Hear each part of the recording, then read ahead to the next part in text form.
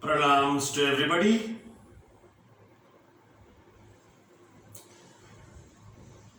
In continuation with our series of videos on pranayama,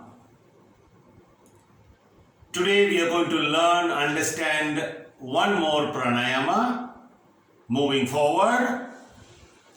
But before that,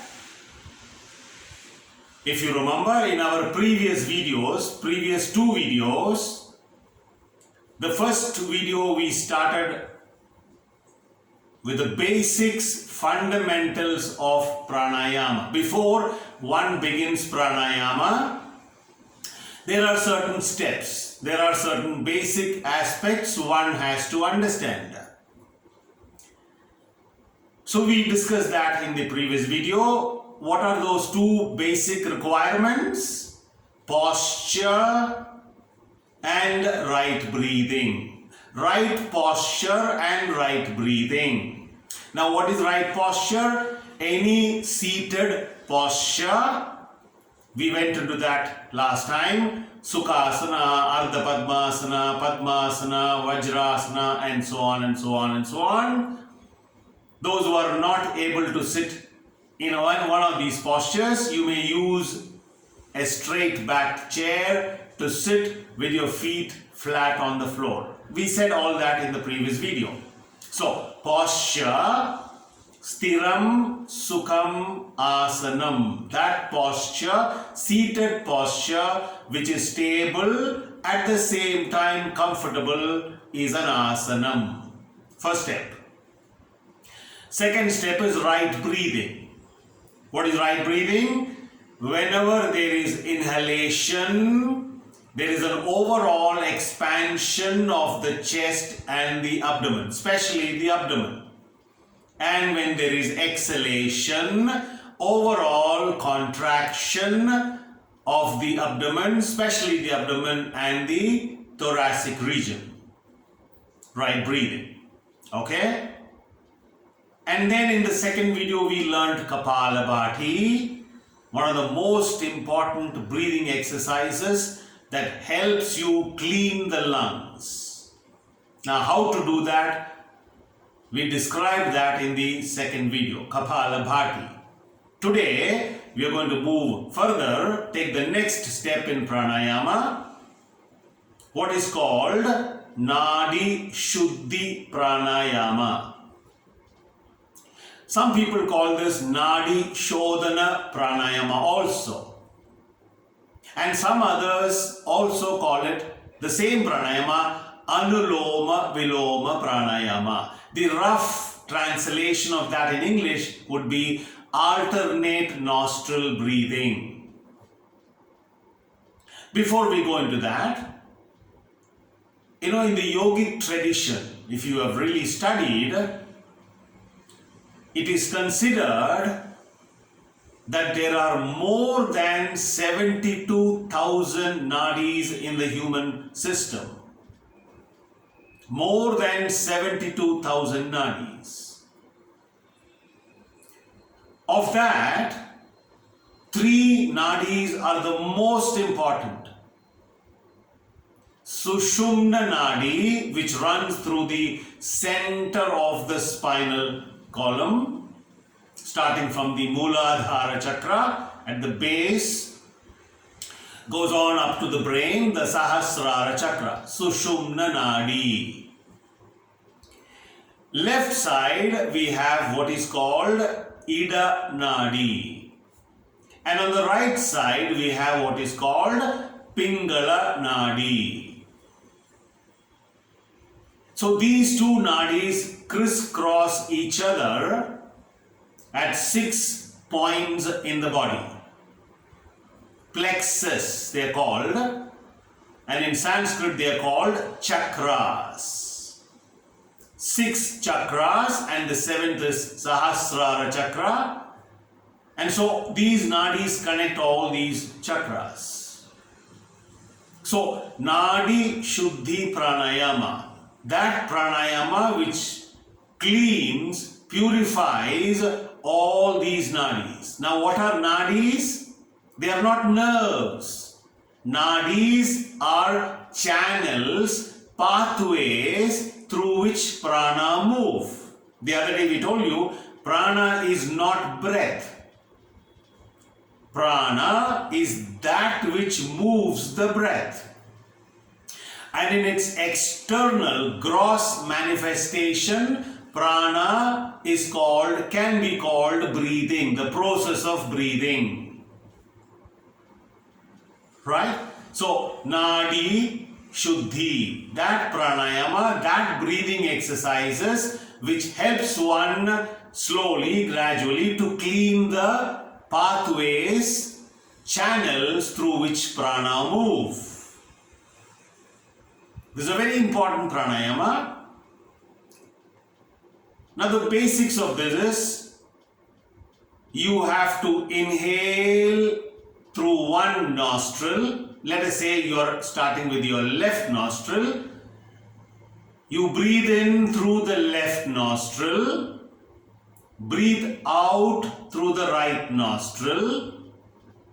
Again breathe in through the right nostril and breathe out through the left nostril. Alternate nostril breathing.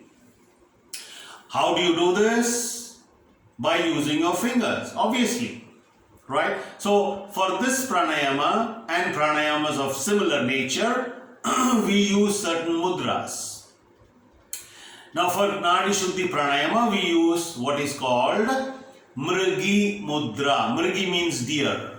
Mrigi mudra. Some people call this Vishnu mudra also. Right? So here, the palm, you close the index and the middle finger, fold it into the palm, and the other two fingers, ring and little finger, keep it relaxed and together, and the thumb apart and relaxed in position. This is Mrigi mudra.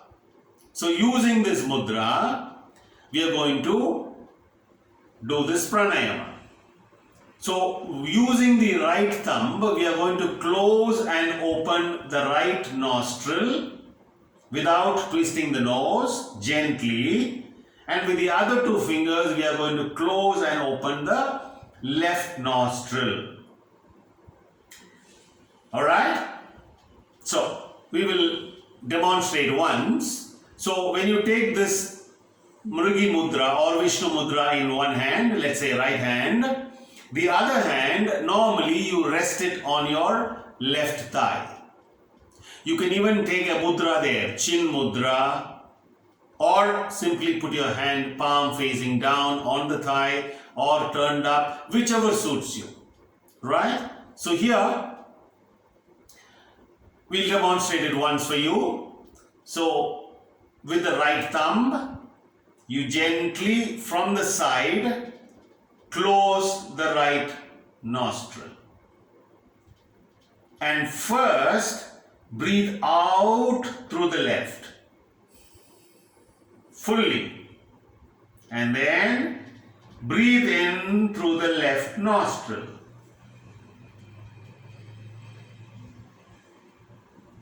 After inhalation is complete, with the other two fingers, close the left nostril gently. Release the right thumb and open your right nostril and breathe out through the right nostril. After breathing out through the same right nostril, breathe in. Close the right nostril with the right thumb gently. Open the left nostril and breathe out through the left. Alright? So, breathe in through the left. After inhalation is complete, close the left nostril, open the right and breathe out through the right nostril. After breathing out completely, breathe in through the right nostril again. Close the right nostril, open the left and breathe out through the left. Now, one inhalation through the left one exhalation through the right, one inhalation through the right, and one exhalation through the left is one round of Nadi Shuddhi pranayama. Now, while doing this, the breathing should be slow, steady, uniform speed, and conscious. You know what I'm talking about? Your breathing should be conscious. You have to do it consciously. That is why we close our eyes during pranayama. All kinds of pranayamas. It's ideal, better to close your eyes so that your focus can be on the breathing. Okay? Don't hold your breath. It is just inhalation. There is a natural pause. Breathing out. Natural pause. Breathing in. Natural pause. Breathing out. Natural pause. That goes on. Other than this, don't hold your breath. In fact, Nadi Shuddhi pranayama in advanced practices, we introduce ratios of breathing. That is much later on. For example, 1:4:2:2. What does that mean? If inhalation is 1 second, holding the breath within 4 seconds, breathing out 2 seconds, holding the breath out 2 seconds. 1:4:2:2. But that is not for beginners. Certainly not for beginners. In fact, for beginners, you are advised not to hold your breath at any moment, during any pranayama practice. It's all long, deep inhalation and exhalation. So, for beginners, just long inhalations and exhalations, no holding the breath. And don't even introduce the ratios. This ratio is for advanced students, not for beginners. Okay? Now, when you practice this, obviously, if your nostrils are blocked because of cold, mucus accumulation, or you have fever, or you're tired, physically tired, exhausted, or you have some serious medical problems, it's always better not to do. Or consult your physician before you begin the practice. Or consult your own experienced and good yoga teacher before you begin the practice. Okay? Now, what are the benefits of Nadi Shuddhi? In fact, I don't want to go into the benefits of Nadi Shuddhi because there are so many benefits of pranayama in general. So many. Now, if I go on listing, it goes on and on. So, what I would suggest, what I feel is, begin these practices of pranayama over a period of time, gradually, slowly, on your own, discover what it does to your body. That's how one goes about it. But in general, you can mention one or two benefits of Nadi Shuddhi. For example, as you see, it improves your respiratory function. You're using the entire lungs, the whole of the lungs fully. So your respiratory rate increases. Your breath becomes long, slow, and therefore it calms the brain and the nervous system. So at the end of a regular, good practice of Nadi Shuddhi, you will find that the body is calm, mind is relaxed and quiet. Your attention is better, concentration is improved, memory improves. There are so many benefits. In fact, you discover them by practicing all these things. So, Nadi Shuddhi pranayama, that is what we learned today. So, beginners, as I told you, inhalation, exhalation, inhalation, exhalation is one round. Like that, for beginners, those who are just beginning Nadi Shuddhi pranayama, minimum about 5 to 6 times, maximum 8 times to start with. Over a period of time, in a week's time or so, 6 to 8 times. Good enough. Enough. Now, if even that is difficult for you, reduce the number. Maybe start with 3. Good enough. Right? 3 rounds. And then gradually, once you become more and more confident and more you feel that the breath is, flowing beautifully and smoothly, increase the number of times. And depends on your time. Later on, you really become involved in yoga practice, everyday yoga practice. You can increase the number of times, you can increase the time, all that later on. But beginning, go slowly, right? And especially when you do this breathing, focus should be on the breathing, right? Of course, the mind will wander here and there, but that's okay. Bring it back. Pay attention to the breathing. One more small point. Now, when you do pranayama in a seated position, it would be better if you keep your chin a little lower. Not to keep it straight, not to keep the head straight, but when you do this pranayama, keep it a little low. Right? It will feel good. That's how one does pranayama. So,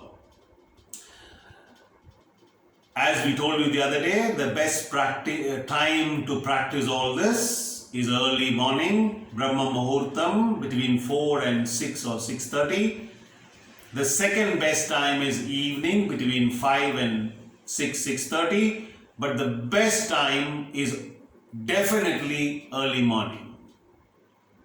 So, if you've learned all these 3 pranayamas, then this is the order. Begin with Kapalabhati, go to Mudra pranayama, what we learned the other day, and then Nadi Shuddhi pranayama. That's the order. Kapalabhati, Mudra pranayama, and Nadi Shuddhi pranayama. That's how it goes. That's the order, ideally.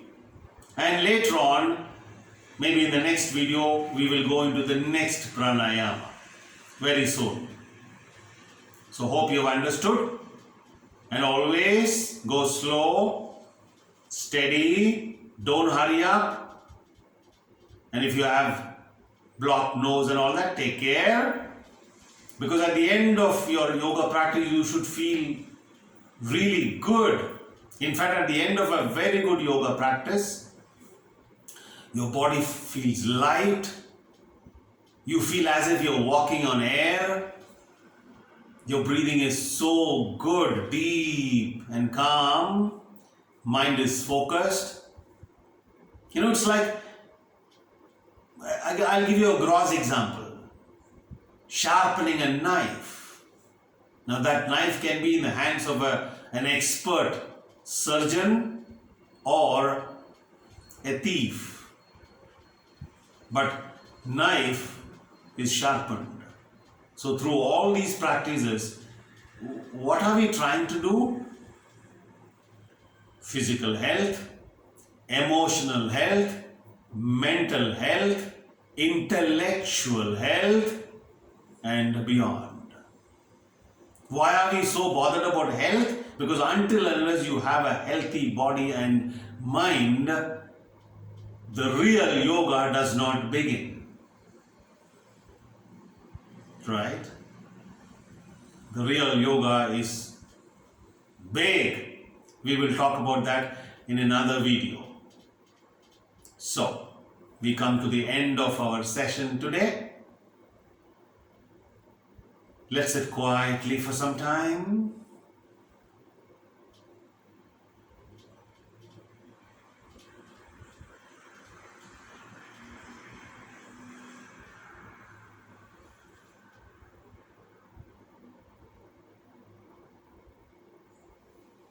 Thank you so much. Pranams to everyone.